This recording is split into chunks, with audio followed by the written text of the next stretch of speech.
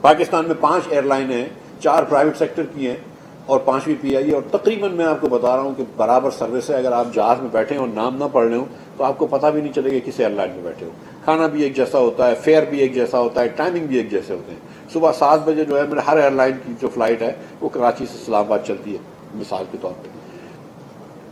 وہ جو 4 ایئر لائنیں پرائیویٹ ہیں، ایئر بلو، فلائی جنا، سرین اور ایئر سیال، اگر وہ نفع کرتی ہیں اور شاید 1-2 ارب روپے 4 ارب روپے کما لیتی ہوں گی، تو اس میں سے 40% ہم کو ٹیکس میں مل جائے گا، 35% ہم کو ٹیکس میں مل جائے گا. اور نقصان کرتی ہیں تو ہمارا کوئی مسئلہ نہیں ہے.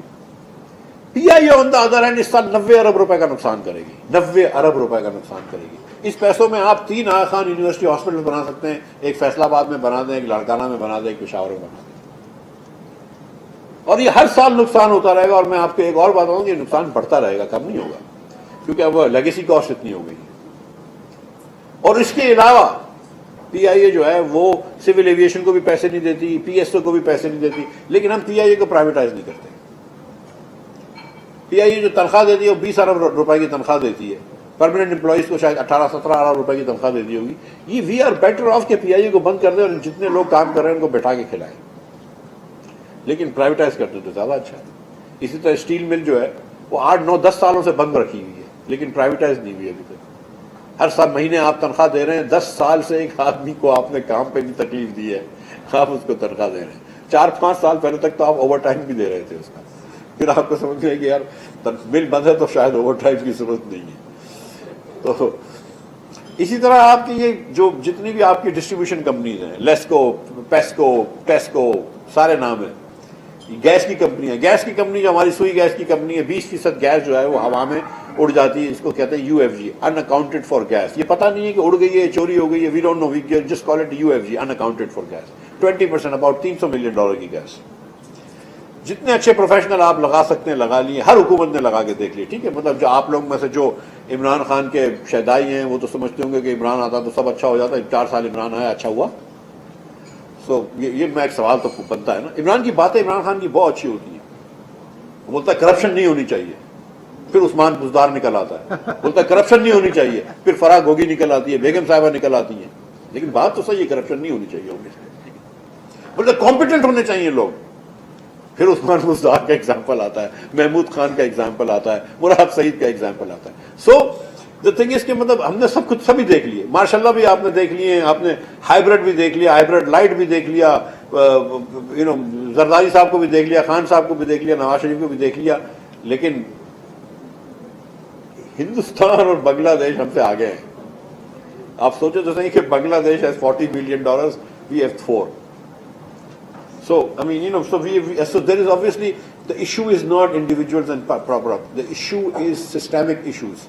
ہم کو اپنا اسٹرکچر آف گورننس جب تک چینج نہیں کریں گے، کوئی آدمی کو بھی بٹھا لیں گے بہتری نہیں آئے گی. تو کہیں نہ کہیں من اصل قوم ہم کو سوچنا پڑے گا کہ جس طرح ہم پاکستان چلا رہے ہیں اس طرح نہیں چل سکتا. ہم کس طرف لے کے جا رہے ہیں؟ مطلب ہم کیا وی ول جسٹ، مطلب پوری دنیا آگے نکلتی رہے گی، وی ول جسٹ مڈل along. 2% کی گروتھ، پرائسز 2% کی گروتھ، 3% کی گروتھ، واپس back to I M F. ایک یہ ایکویلیبریم ہے، ایک ایکویلیبریم ہے کہ ہم ایک دم فیلڈ اسٹیٹ کی طرف چلے جائیں ساؤتھ سوڈان، اور ایک ایکویلیبریم یہ کہ ہم بیٹھ جائیں، ملک کو ٹھیک کرنے اور آگے لے کے چلے جائیں. ہم وہ کر نہیں پا رہے ہیں. ہم کو اپنی اپنی پریولیجز نہیں چھوڑنی ہے، اپنے اپنے چھوٹے چھوٹے مفاد نہیں چھوڑنے ہیں، اپنے اپنے فیفڈم نہیں چھوڑنے ہیں. تو یہ this is where Pakistan is. So population planning is the first thing we need to do.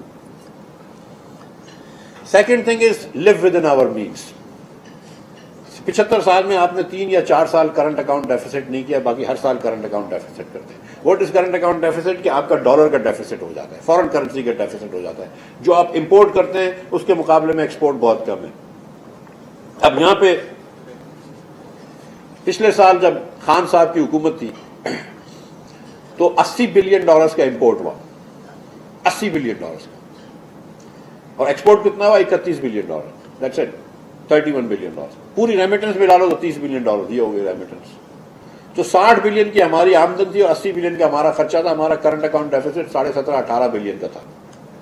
18 billion کہاں سے آئے؟ اب آپ قرض لے لیجیے 18 بلین کا، 18 بلین کا ایک اور قرض لے لیجیے. ہر سال آپ کو کرنٹ اکاؤنٹ ڈیفیسٹ کو دینے کے لیے آپ میں قرض ہوتا ہے. ابھی آپ کے پاس $100 ارب کا قرض ہو گیا ہے. اب آپ کرنٹ اکاؤنٹ ڈیفیسٹ زیرو بھی کر دیتے ہیں تو آپ کو ہر سال $20 بلین تقریباً واپس کرنے ہیں، پرپیچوٹی میں واپس کرنے ہیں. کیونکہ اس سال جو آپ $20 بلین واپس کریں گے وہ آپ کہاں سے واپس کریں گے؟ وہ آپ کسی سے قرض لے کے واپس کریں گے. تو ہمارا جو ہے وہ ٹوپی گھمانے کا ایک سسٹم ہے کہ ہم سعودی عرب سے پیسے لے کے قطر کو دے دیتے ہیں, قطر سے پیسے لے کے UAE کو دے دیتے ہیں, ورلڈ بینک سے پیسے لے کے ایشین ڈیولپمنٹ بینک کو دے دیتے ہیں, ایشین ڈیولپمنٹ بینک سے لے کے ایشین انفراسٹرکچر بینک کو دے دیتے ہیں. اور یہ فاقہ مستی جو ہماری ہے یہ کسی دن بھی رنگ نہیں لے کے آئے گی. قرض کی پیتے تھے میں اور سمجھتے تھے کہ ہاں رنگ لائے گی فاقہ مستی ایک دن. تو یہ غالب کی تعریف کر رہے ہیں آپ, لیکن ہم مطلب یہ قرض پہ قرض ہی لیتے جا رہے ہیں. جب بھی آپ کی پولیٹیکل گورنمنٹ آتی ہے, چاہے وہ عمران خان کی ہو یا کسی اور کی ہو, انہوں نے کبھی لوکل گورنمنٹ کے الیکشنز نہیں کروائے. تو بیسٹ یہی ہے کہ آپ جو MPAs ہیں ان کو آپ کاؤنسلر ہی بنا دیں اور آپ جو ہے وہ ڈیوالو کر دیں. لیکن چلیں اگر آپ کو صوبے نہیں بنانے اور تو آپ لوکل گورنمنٹ تک پاورز تو دے دیں, powers to tax, property tax, parking tax, دیگر tax, and power also to expand. Poona کے اندر جتنا ٹیکس جمع ہوتا ہے اتنا پراپرٹی کا اتنا میرے خیال سے پورے پنجاب میں نہیں ہوتا ہے.